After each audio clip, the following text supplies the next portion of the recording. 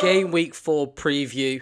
We're going to run through every single game that's coming up this game week, players that you should maybe get in and players that you should definitely be starting or looking at starting if you have them in your draft fantasy teams. Should be noted this is the last game week before a little international break, so it's good to get a nice win before that happens.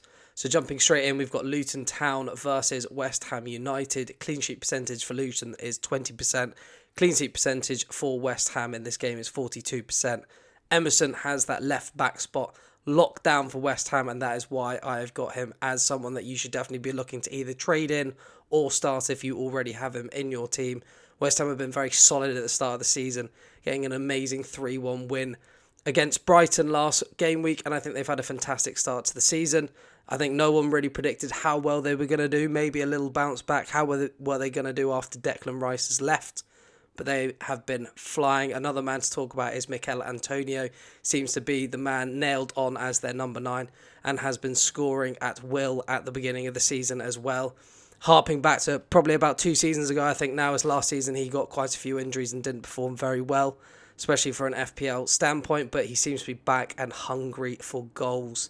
Luton Town have had a very, very poor start to their debut Premier League season, and I don't think it's going to get any easier in this. It would be hard to see anything but a West Ham United win.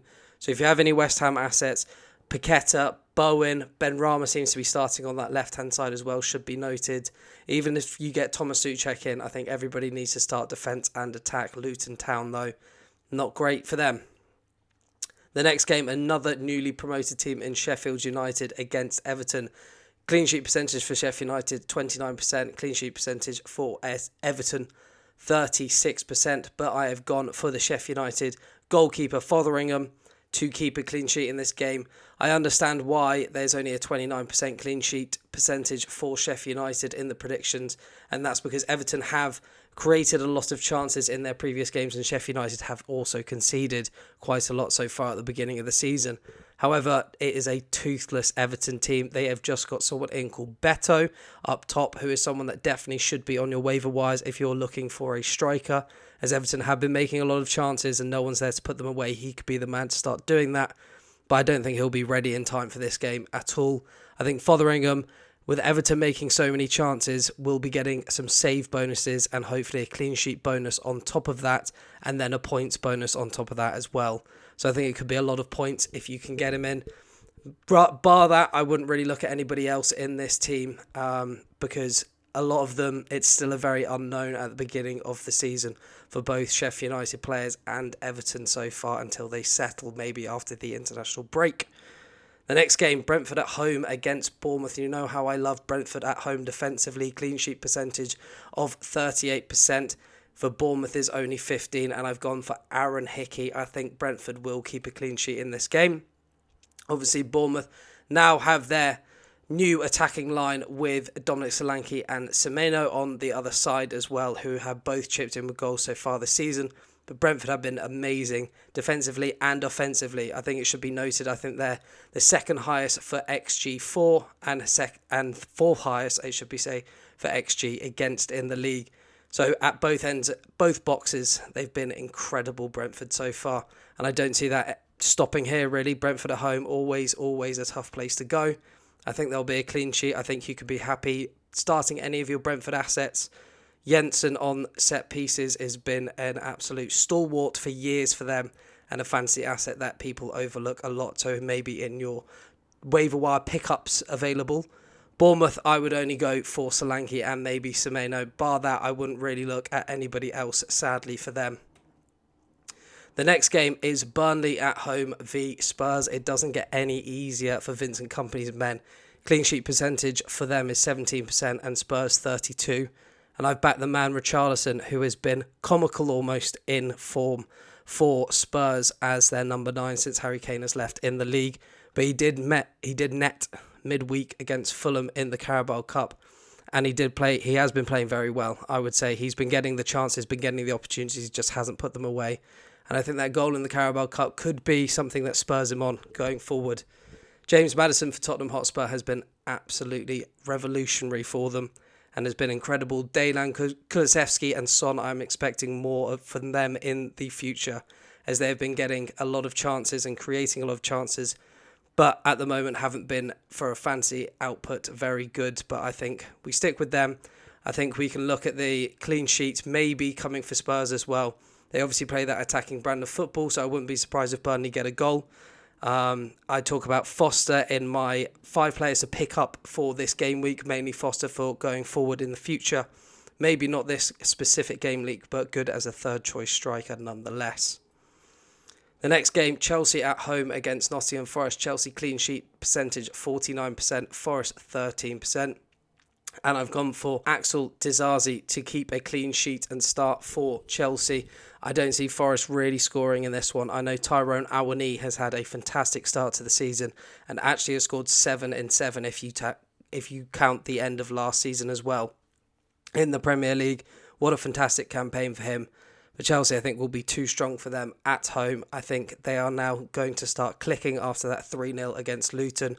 And we can really see against these lesser teams, as especially the power of the spend that Chelsea have done and Mauricio Pochettino at the helm guiding them. I think Nicholas Jackson can do a bit more when it comes to a fantasy output, but this could be the perfect game for him to really crack on and cement himself as one of the top 3, maybe 4 strikers in the game. The next game, Manchester City at home against Fulham. Clean sheet percentage is the highest for Manchester City again this week at 55%. Fulham only 6%, and I've gone for Julian Alvarez. Maybe someone that a lot of people didn't draft in at the beginning of the season, but I would definitely look to trade him in or to pick him up off the waiver wires. He's had 3 90-minute starts in a team where Pep loves to make changes. This man has been constant. He's had 2 games of over 2-point returns already this season with goals and assists. He scored last season against Fulham as well, so that should be noted that he does know how to find the net against them. For Fulham, there won't be many changes. There's a lot of players that looks like they're coming in towards the end of the season, and there could be some big fancy assets to get in for Fulham, especially if they get in a new number 9. But for now, I wouldn't really look at getting any of them in at the moment. They have the worst XG against in the league, and they're coming up against a Manchester City team that is just bang in form. The next team that we're going to talk about is Brighton v Newcastle. What a big game this is. 22% for both teams for a clean sheet. I've gone for Pascal Gross in this. So far, he hasn't really had the fancy output, but the numbers underlying are still there, as they always have been for him over the last few years. He's always up there as one of the top midfielders come at the end of the season, so maybe a good time to get him in. And I think he's on set pieces as well at Brighton, that they could break through this Newcastle defence through that. Newcastle obviously had a tough game last time.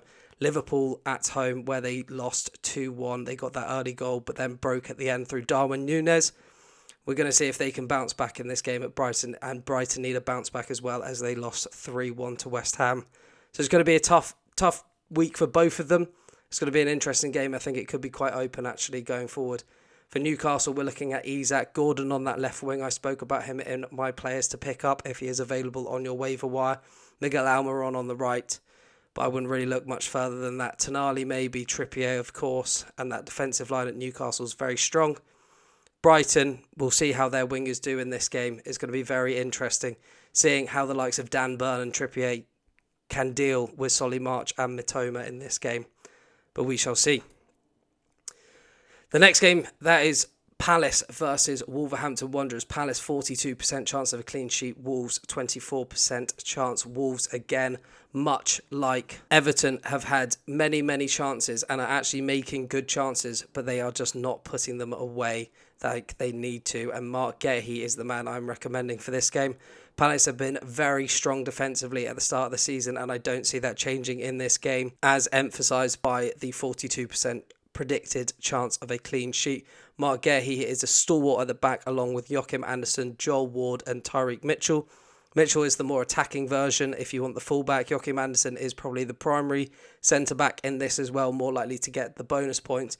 But I think Mark Guehi is going to be available on most of your waiver wires, so I am suggesting that you get him in and start him. Palace have some very good fixtures coming up in the future weeks as well.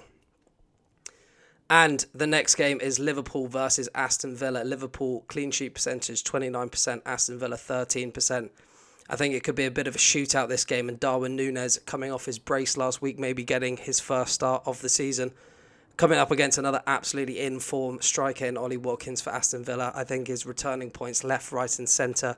At least for me, he is, as I've got him in all my draft leagues. I've been very big on him in pre-season, and he is returning very well, nicely.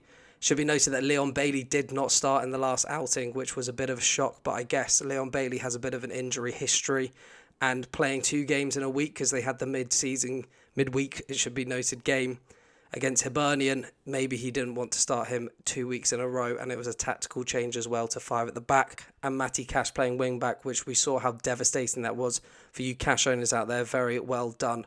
Liverpool, on the other hand, obviously Diaz. Mo Salah is up in the air at the moment. Is he going to stay? Is he going to go? We will have to see with the transfer window shut on Thursday here.